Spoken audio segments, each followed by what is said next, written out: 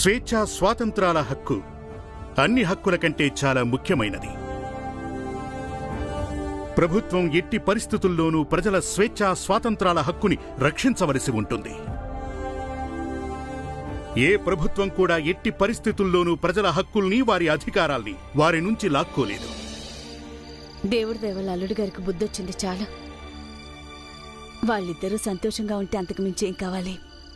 మంజులా, బయట నుంచి బట్టలు తెచ్చావా లేదా? తులసి, నువ్వు రావే, అక్కకి సహాయం చేద్దు గాని.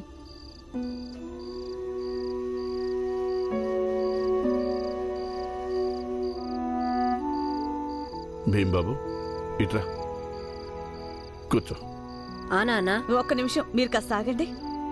ఒక మాట చెప్పు నాకు, ఇన్ని తెలివితేటలు ఎక్కడి నుంచి వచ్చారా నీకు? నాన్న దగ్గర నుంచి. నాన్న నుంచా? మీ నాన్న దగ్గరుంటే నాకివ్వడా ఏంటి? తీసుకోవటం కూడా చేత కాదు. ఊరుకోండి. నా ఊళ్ళోకి రారా అల్లరి పిల్లాడు. అంటే నేను తీసుకోలేనా? చూసావా, అమ్మా నాన్నకి మన భీమంటే ఎంత ప్రేమో. మనల్ని ఎవరు పట్టించుకోరు అసలు. అయితే ఏమైంది బాలన్నయ్య? అందరికంటే చిన్నోడు భీమే కదా. పైగా వాడు మనందరికంటే ఎక్కువ తెలివైనవాడు. అందుకే వాడిని ఎక్కువ ప్రేమగా చూస్తుండొచ్చు. అమ్మా, నాన్న, ఆనందన్నయ్య, బాల అన్నయ్య బాధపడుతూ ఉంటారు. కేవలం మీరు నన్ను మాత్రమే ప్రేమిస్తున్నారని. వాళ్ళిద్దరిని కూడా పిలవండి. పద ఆనంద్, కాసేపు అలా బయటికి వెళ్ళి కూర్చుందాం.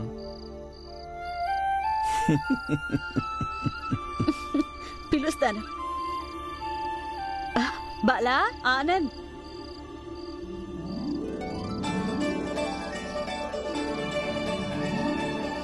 అరే మెల్లగా మెల్లగా.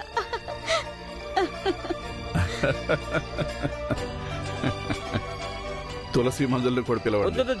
చూడలేదు. అరే చాలా చోటుంది మా వాళ్ళు, వాళ్ళని కూడా పిలవండి. సరే అమ్మా, చోటుంటే అతను కూడా పిలుస్తావు.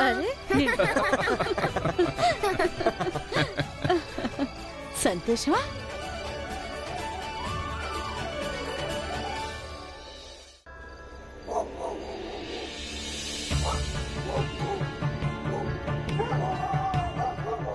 అమ్మో, చాలా భయం వేస్తుంది. నాన్న కూడా లేడు. ఏం చేయాలి ఇప్పుడు?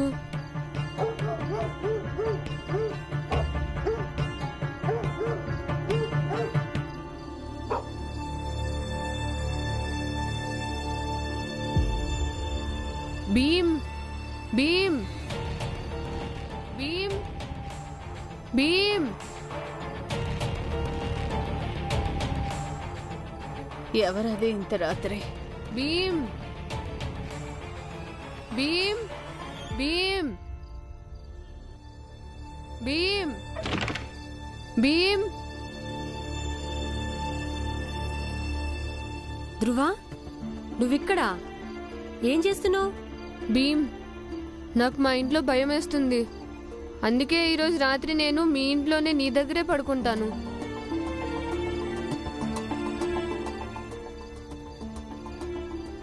వద్దు, ఆగు. మా ఇంట్లో వద్దు. ఎందుకు? ఇక్కడే ఉంటే వీళ్ళ సమాజం వాళ్ళు ఈమెను ఎప్పటికీ స్వీకరించరు. స్వీకరించకపోని నేను చావనైనా చేస్తాను గాని తిరిగి ఆయన దగ్గరికి వెళ్ళను. అయితే మీరు మా దగ్గర ఉండొచ్చు.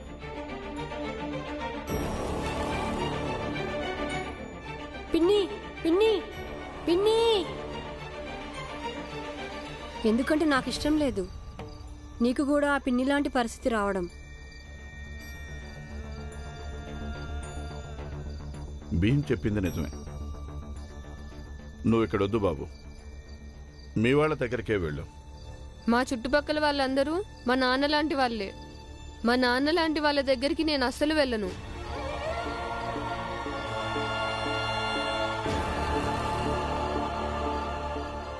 సరే, ఆగు.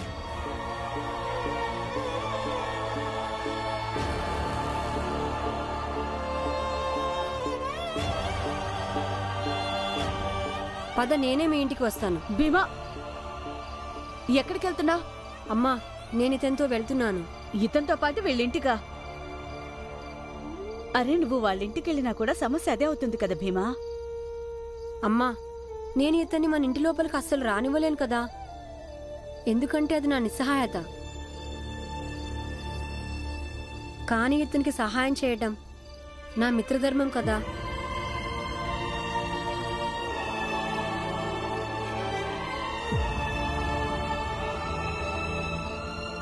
అమ్మా, నేను వస్తాను, పద. వాడిని వెళ్ళనివ్వు. కానీ ఇంత రాత్రి భీమా భీమా భీమాబాయ్, మన భీమ్ ధైర్యస్తుడవ్వాలంటే వాడికి పగలు రాత్రి అనే తేడా ఉండకూడదు. కానీ అన్నయ్య, ఇంత రాత్రిపూట భీమ్ ఒంటరిగా అక్కడికి. నేనున్నానుగా, మీరందరూ పడుకోండి. వెళ్ళు, నేనున్నానుగా. పదండి.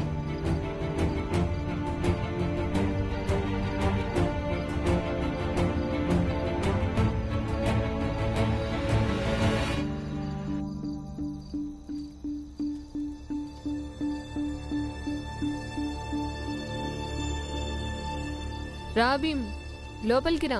వద్దు ధ్రువ, నువ్వు ప్రశాంతంగా లోపల మంచం మీద పడుకో, నేనిక్కడ పడుకుంటానులే. నీకు మతుండే మాట్లాడుతున్నావా? నేను ఇంటి లోపల పడుకుంటే నువ్వు బయట పడుకుంటావా? నేను హాయిగా పడుకుంటాను బయట, అప్పుడు నీకు కూడా భయం ఉండదు. వస్తే నువ్వు లోపలికి రా, లేదంటే నేను బయటకు వస్తా. అయినా ఏం లాభం, నేను ఎటు లోపలికి రాను. నువ్వు కూడా నాతో పాటు బయటే పడుకున్నావనుకో, అప్పుడు మన ఇద్దరికి సరిగ్గా నిద్ర పట్టదు.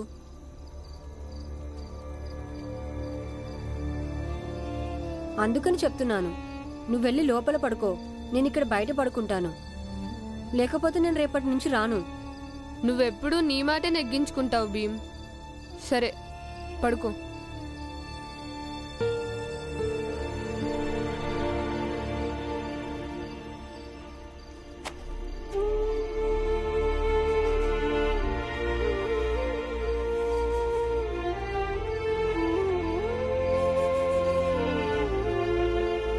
ఇప్పుడు నీకేమి భయం వేయట్లేదుగా? లేదు. మరి నీకు చలేం వేయట్లేదు కదా భీమ్? లేదు. సరే ఇది చెప్పు, ఉదయం టీ ఎక్కువ తీపితో తాగుతావా, తక్కువ తీపిగానా? నేను టీ తాగను, నేను పాలు తాగుతాను. ఇంకా ఏముంది, ఇక నువ్వు నిద్రపో, నన్ను కూడా నిద్రపోనివ్వు.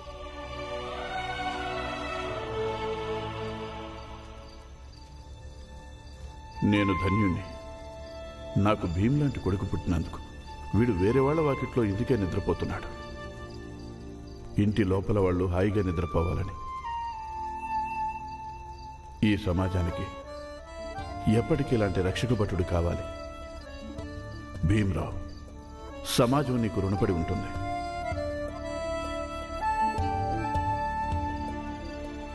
ఊరి పరిస్థితి ఏం బాగోలేదు. భీమ్ సురక్షితం కోసం నేను ఇక్కడే ఉండాల్సి ఉంటుంది. ఒకవేళ ఎవరైనా చూశారంటే భీమ్ ఇక్కడ నిద్రపోవటం ఏమో చెప్పలేం. ఎవరైనా ఏదైనా అగాత్యం చేయొచ్చు.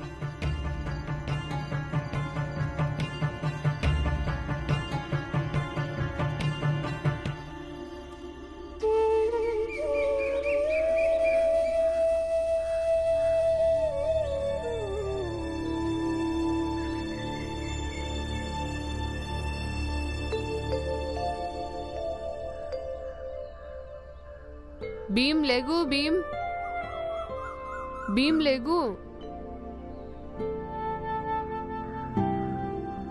తీసుకో భీమ్, నీకు పాలు, నాకేమో టీ.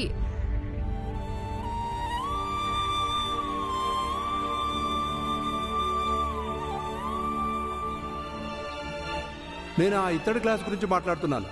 మీ అబ్బాయి దాన్ని తాకాడు, దాన్ని పారేయాల్సి ఉంటుంది. నాకు తెలుసు భీమ్, పాత విషయాలు ఏదో ఒకటి నీకు గుర్తుకొస్తుంటాయి. నువ్వు ఆలోచనలో పడిపోయావు, కానీ నాకేం తేడా ఉండదు. నువ్వు నా గ్లాసులో పాలు తాగినా సరే. కానీ నాకు ఇబ్బందిగా ఉంటుంది. మీ నాన్న ఇంట్లో లేరు. ఆయన ఇంట్లో లేని సమయంలో నువ్వు నీ గ్లాసులో నాకు పాలు తాగమని ఇస్తున్నావు. తర్వాత ఈ గ్లాసును నువ్వు వంటింట్లో పెడతావు. అది నువ్వు మీ నాన్నని మోసం చేసినట్టు అవుతుంది. చూడు, నేను నా మిత్రుడికి సహాయం చేయడానికి వచ్చాను, అంతేగాని మీ నాన్నగారిని మోసం చేయడానికి కాదు.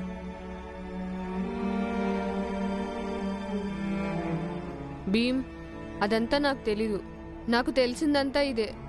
నేను టీ, నువ్వు పాలు తాగుదాం. అయితే ఒక షరతు మీద, నేను ఇప్పుడు ఈ పాలు తాగి ఈ గ్లాసు నాతో పాటు తీసుకెళ్ళిపోతాను. ఇదేమైనా ఒక్కరోజు విషయమా భీమ్? రేపు వచ్చి పాలు తాగవా ఏంటి? రేపు కూడా రావాల్సి ఉంటుందిగా. నాకిక్కడ ఒక్కడికే భయం వేస్తుంది. రోజు గ్లాస్ తీసుకెళ్ళిపోతే అప్పుడు నేను అన్నన్ని గ్లాసులు ఎక్కడి నుంచి తీసుకురాను? సరే, అయితే నువ్విప్పుడు పాలు తాగు, తర్వాత నేను గ్లాసుని దాచి ఉంచుతాను. ఇంకా నువ్వు రేపు ఎప్పుడు వచ్చినా ఈ గ్లాసులోనే పాలిస్తాను. ఇప్పుడు సరేనా?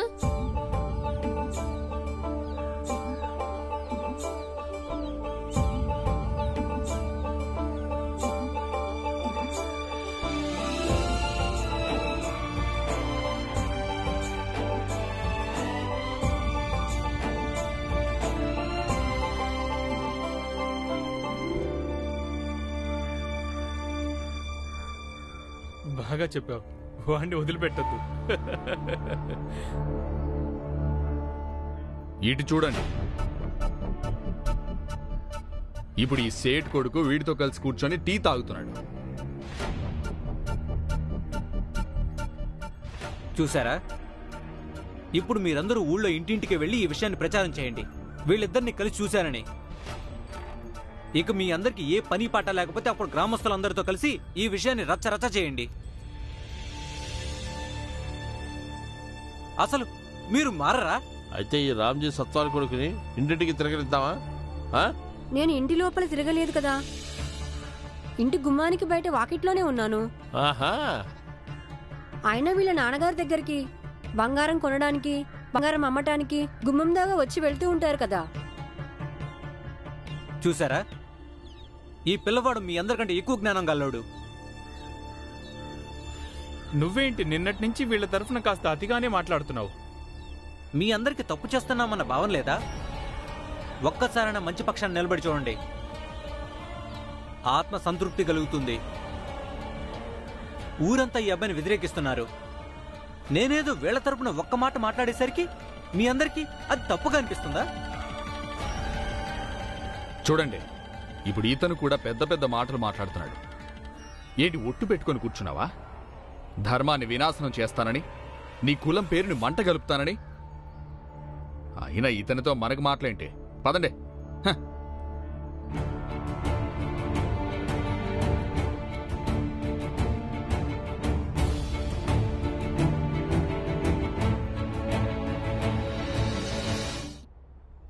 భీమాబాయ్, వంట అయిపోతే త్వరగా వడ్డించు.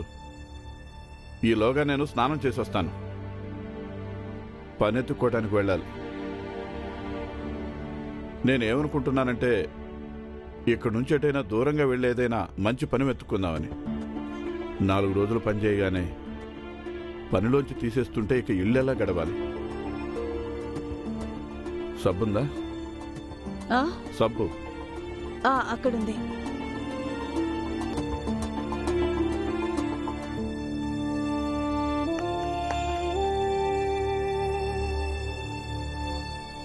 తులసి, మంజుల, మీరిద్దరూ ఇక్కడి నుంచి కదలొద్దు. శ్రద్ధగా పాఠం మొత్తం కంఠస్థం చేయాలి. అయినా మీరిద్దరూ చదువు పేరెత్తగానే మధ్య వంటగదిలోకి వెళ్తున్నారు. అది నాకు అసలు నచ్చటం లేదు. ఇవాళ నుంచి మీ అమ్మే వంట చేస్తుంది. మీరిద్దరూ చదువు మీదే దృష్టి పెట్టాలి, తెలిసిందా? సరే నాన్న. గుడ్. 6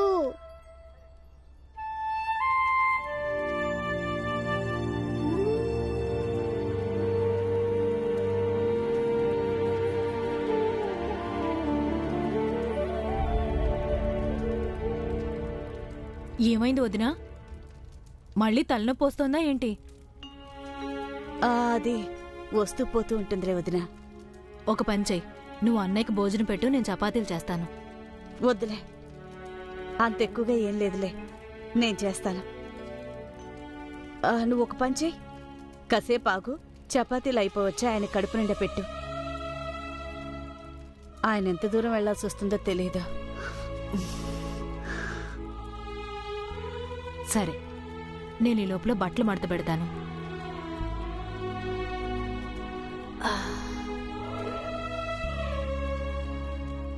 అబ్బా,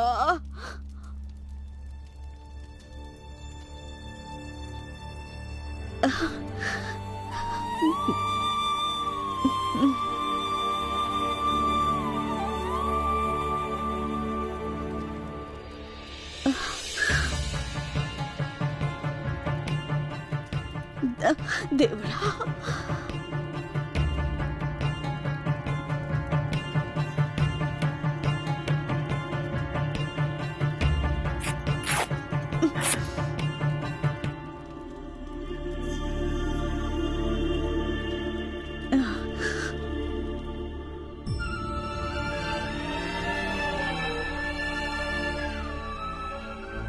అన్నయ్య, ఇదిగో.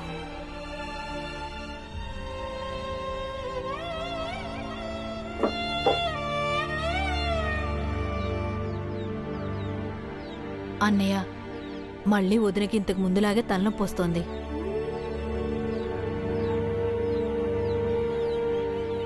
భీమాబాయ్, బాగా నొప్పి వస్తుందా?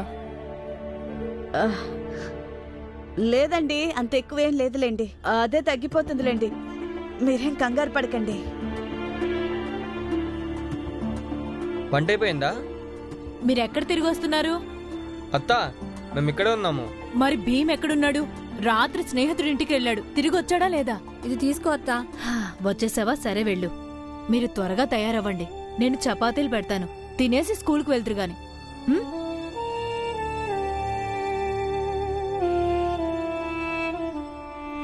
అన్నయ్య, నిజంగానే వదినకి ఆరోగ్యం బాగోట్లేదు.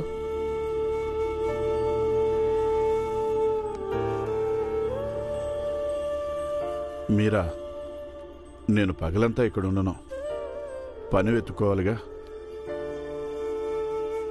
నువ్వు భీమాబాయిని జాగ్రత్తగా చూసుకో. అవసరమైతే వైద్యుడి దగ్గరికి తీసుకెళ్ళు.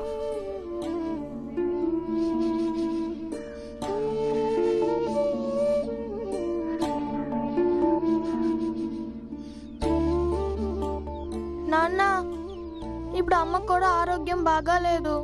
మేము వెళ్ళి వంట చేయమా?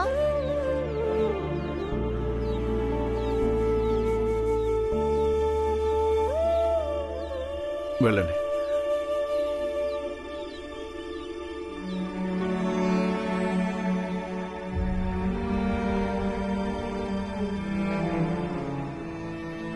అమ్మా, బట్టలు ఎక్కడున్నాయి? కనిపించట్లేదు.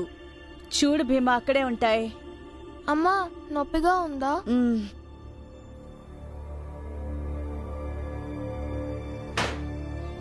అమ్మా, తలనొప్పిగా ఉందా? కొంచెం. వద్దనా? అమ్మా, నువ్వు లెగు, మేము వంట చేస్తాం. అమ్మా లెగు, చేస్తున్నా. భీమా, ఏం చేస్తున్నారు మీరందరూ? స్కూల్కి వెళ్ళడానికి ఆలస్యం అవుతుంది. వెళ్ళి స్నానం చేయి. నువ్వు వెళ్ళి స్నానం చేయి. అమ్మా, ఒక్కొక్క రోజు స్నానం చేయకపోతే ఏమవుతుంది చెప్పు? ఏమి కాదు. కానీ నీకు తల ఒత్తకపోతే నాకు రోజంతా దిగులుగా ఉంటుంది. నీ తల ఒత్తలేకపోయానని. అవునమ్మా, నువ్వు విశ్రాంతి తీసుకో, మేము వంట చేస్తాం. అరే, మీరిద్దరూ చదువుకుంటున్నారు కదా ఇప్పుడు. వెళ్ళండి, వెళ్ళి చదువుకోండి. మీ నాన్న చూస్తే కేకలేస్తారు, మీతో వంట చేయిస్తున్నానని, మీ చదువు పాడైపోతుందని. వెళ్ళండి, మీరు వెళ్ళండి. మేము నాన్నని అడిగే వచ్చామమ్మా. అయినా నీ ఆరోగ్యం కన్నా ఎక్కువ ముఖ్యం. ఇంకేమీ లేదు మాకు. అమ్మా, ప్రశాంతంగా పడుకో. భీమా, అదే తగ్గిపోతుందిలే. అమ్మా, ప్రశాంతంగా పడుకో. నువ్వెవ్వరి మాట వినవు భీమా.